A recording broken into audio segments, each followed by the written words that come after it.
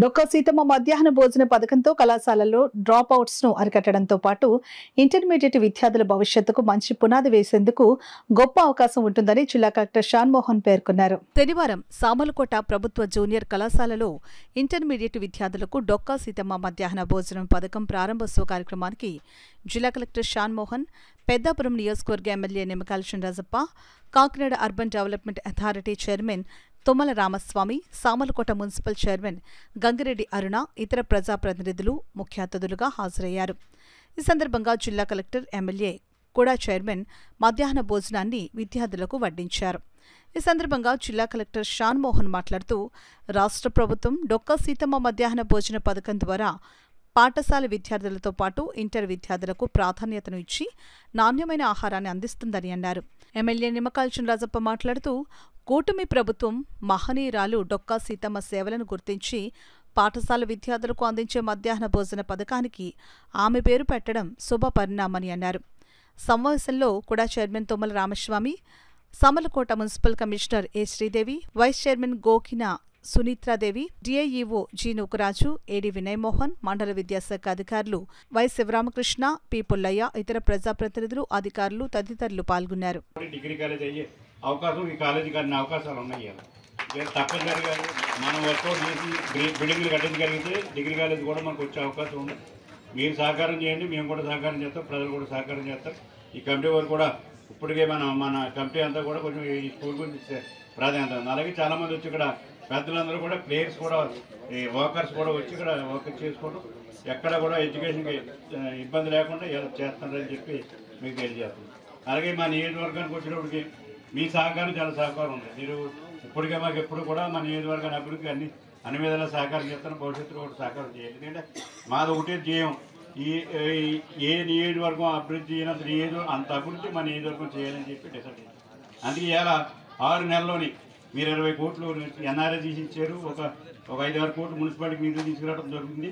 అలాగే ఇవాళ మున్సిపాలిటీ నుంచి మీరు ఇచ్చిన డ్రైన్స్ అని కూడా బాగు చేయడం జరిగింది. ఇవాళ గడేస్తాము ఆగిపోతే దాన్ని కూడా మన బాబు గారు ఇవాళ మనకి ఇవాళ చైర్మన్ కూడా చైర్మన్ ఆయన కూడా నాకు అవకాశాలు ఇస్తున్నాడు. ఇవాళ అన్ని రకాలు చేయడం, అలాగే ప్రభుత్వం కూడా నిధులు తీసుకొచ్చి ఇవాళ మొత్తం టోటల్ ఇవ్వాలి 2 రోడ్లు మీకు తెలుసు 2 రోడ్లు ఎన్ఐటి రోడ్లు అడిగితే 2 రోడ్లు కూడా చంద్రబాబు నాయుడు గారు ఇవ్వడం జరిగింది. అంటే ఇవాళ భవిష్యత్తు 10 సంవత్సరాల్లో షేప్ మారిపోయి ఇవాళ 5 సంవత్సరాల్లో షేప్ మారిపోయి సామలకోట పెద్దాపురం అన్న పరిస్థితి. ఎందుకంటే ఇప్పటికే ఇవాళ నెక్లెస్ రోడ్ అవుతుంది, ఇవాళ అది వచ్చి రేఖలకు దిగుతుంది, ఇవాళ రోడ్ అవుట్ అవుతుంది. ఇవన్నీ కూడా రోడ్లన్నీ కూడా నేషనల్ హైవేలు అన్నీ కూడా పూర్తయితే వాతావరణం మారిపోతే డెవలప్మెంట్ వస్తుంది. ఇప్పటికే పెద్దాపురం సామలకోటలో రియల్ ఎస్టేట్ బాగా పెరిగింది. దీనికి కారణం అంటే మనం చేసే అభివృద్ధి అని చెప్పి మీకు తెలుసు.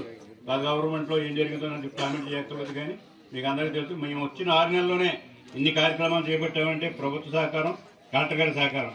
మెయిన్ కలెక్టర్ గారు ఎందుకంటే ప్రభుత్వం పెద్ద వర్క్లు చంద్రబాబు నాయుడు తెచ్చుకుని కొన్ని ఉంటాయి, జిల్లాలో తెచ్చుకుని ఉంటాయి. అందులో కలెక్టర్ గారు మనకి ఎప్పుడు కూడా ఎందుకంటే మనం అభివృద్ధి చూస్తున్నాడు ఖచ్చితంగా. మన ప్రతి విషయం మన డెవలప్మెంట్ అన్నింటిలో ముందుంటుంది. ఎన్ఆర్ఎస్సీ ముందున్నాం. ఇవాళ నేను రివ్యూ చేస్తే కొంచెం తగ్గిందన్న తగ్గితే గట్టిగా వార్నింగ్ ఇచ్చాను ఇంటికి అధికారులకి. మెల్లు తగ్గింది, తగ్గకూడదు, సెంటర్ చేయాలని చెప్తుంది ఇవాళ. ఎందుకంటే మనం పండగ వాతావరణం పండగ కూడా వస్తుంది కదా.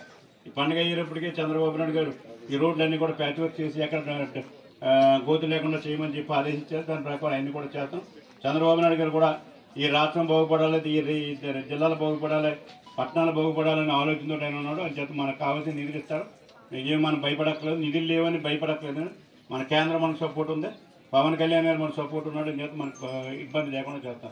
ఎందుకంటే పవన్ కళ్యాణ్, చంద్రబాబు నాయుడు గారు, మోడీ గారు ఈ ముగ్గురు సహకారంతో మన ఈ రాష్ట్రం భవిష్యత్తులో 10 సంవత్సరాలు ఆయన టార్గెట్ చేశారు. 10 సంవత్సరాలు కూడా ఇంకా ప్రజలకు ఏమి చేయక్కర్లేదు, 70% చేసిన పరిస్థితి తీసుకొస్తారని చెప్పి మీకు అందరికీ తెలియజేసుకుంటే పిల్లలు మాత్రం నేను ఖచ్చితంగా చెప్తాను, మీరు చదువు మీద దృష్టి పెట్టండి. టీచర్స్ కూడా మీరు సీరియస్గా చదివించండి, మీరు చెప్పండి పిల్లలకి. అంతే తప్పింది ఎక్కడైనా పక్క కార్యక్రమాలు జరిగితే మాత్రం టీసీ ఇచ్చి పంపించండి. ఎప్పుడైనా తప్పు చేస్తే టీసీ ఇచ్చి పంపించండి, తల్లిదండ్రులు తెలుస్తుంది అప్పుడు. ఎందుకంటే ఇలా గవర్నమెంట్ స్కూల్స్ కూడా మనకి పెరగవలసిన బాధ్యత ఉంది. ఇలా ప్రైవేట్ స్కూల్స్కి మీరు సరిగ్గా డీల్ చేయలేకపోతుంది, ప్రైవేట్ స్కూల్స్కి వెళ్ళిపోయి పరిస్థితి. రాష్ట్ర ప్రభుత్వం తీసుకున్న అతి ముఖ్యమైన స్టెప్ ఏంటంటే పిల్లల న్యూట్రిషన్, అంటే వాళ్ళకి సంబంధించిన ఆహార అలవాట్లు మెరుగుపరచడంలో భాగంగా స్కూల్కి ఎంతైతే ప్రాధాన్యం ఇస్తాం అలానే కాలేజ్ ఎడ్యుకేషన్లో కూడా అంటే ఇంటర్మీడియట్ ఎడ్యుకేషన్లో కూడా అంతే ప్రాధాన్యం ఇవ్వాలి. మధ్యాహ్నం పూట భోజనానికి వెళ్ళి అట్నుంచి అంటే పన్నులకు వెళ్ళే స్టూడెంట్స్ చాలామంది, ఐ థింక్ ప్రిన్సిపల్ ఆల్సో విన్నాం. సో ఈ ముఖ్య ఉద్దేశం ఏంటంటే పొద్దునంతా అటెండ్ అవుతారు, మధ్యాహ్నం భోజనానికి వెళ్తాం, అటు నుంచి అటు పనులు చేసుకోవడానికి వెళ్ళిపోతున్నారు. సో నేను లాస్ట్ ఒక 1 month బ్యాక్ ఏదో రివ్యూ చేస్తే దారుణమైన రిజల్ట్స్ యాక్చువల్లీ మనకి ఇంటర్మీడియట్ ఎడ్యుకేషన్లో, ఎస్పెషల్లీ మన జిల్లాలో.